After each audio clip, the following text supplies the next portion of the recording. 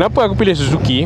So aku punya sejarah motosikal ni, tahun ni adalah tahun di mana aku dah tukar motor dekat 5 kali kot rasanya. So aku dah try brand Zontes. Lepas Zontes aku try ADX TG, yang skuter daripada Taiwan tu.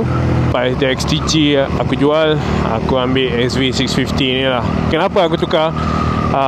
Aku punya cerita ni, aku start main motor ni daripada skuter. Yalah, sebab aku ni bukan, aku datang daripada family yang mak ayah tak kasih bawa motor sebab dia rasa bahaya. And nak dipendekkan cerita, selalunya waktu aku bercuti di Thailand, Indonesia, aku akan sewakan skuter lah. And skuter ni makin lama, skuter tu makin besar. So aku pun balik ke KL, tanya isteri cakap, angkat lah suka hati lah. So kat situlah bermulanya skuter pertama aku, which is 350D. Dia agak ekstrim juga sebab aku terus jump ke ada 300cc.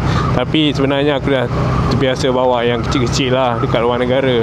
So bila aku balik, aku rasa macam nak satu skuter yang besar sikit lah. Tu datangnya Zontes 350D. Satu skuter yang bagi aku agak powerful juga, dengan form size dia yang tak berapa besar. And aku pakai 5-6 bulan. Lepas tu aku nampak dia punya cerita, sebenarnya aku nak angkat 368G, tapi yalah, waktu ni motor ni baru keluar, so dia banyak waiting list. So sementara menunggu tu aku pun angkat lah 350D. And sementara menunggu giliran aku untuk 368G ni, keluarlah satu motosikal ADV baru, skuter juga, iaitu ADX TG daripada SYM. Agak menarik. And aku pun yalah, malas nak menunggu aku punya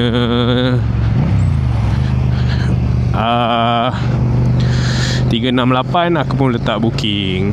Nak dipendekkan cerita, motor tu keluar dulu, so aku pun cancel 368G aku dan bawa lah angkatlah ADX TG 400. So aku pun satu hari terdetik nak ambil lah B-Full sebab plan dia nak meronda lebih jauh lah. Sebelum ni setakat guna motosikal ni untuk pergi KL, tu je lah. And bila nak ambil lesen B-Full ni, waktu test tu memerlukan motosikal manual.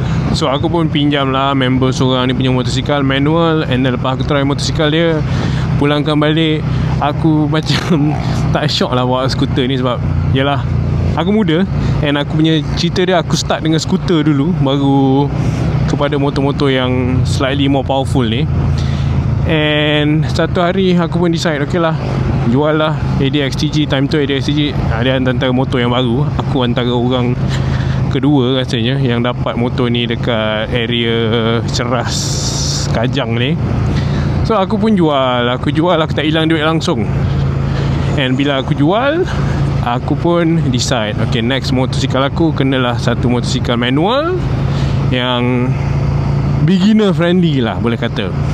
And aku time tu duk melayan YouTube. Macam biasalah proses kita duk mencari motosikal ni, dia mentelaah YouTube, mentelaah channel kareta.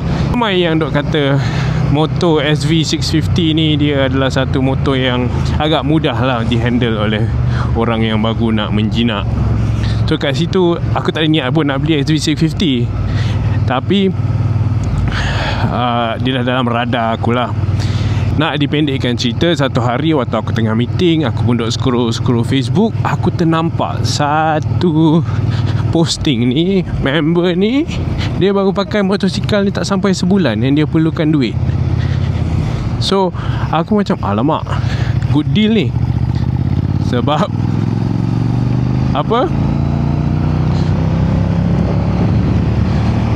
motosikal ni motosikal baru. And aku pun contact, time tu mileage dia baru 2,000 guys.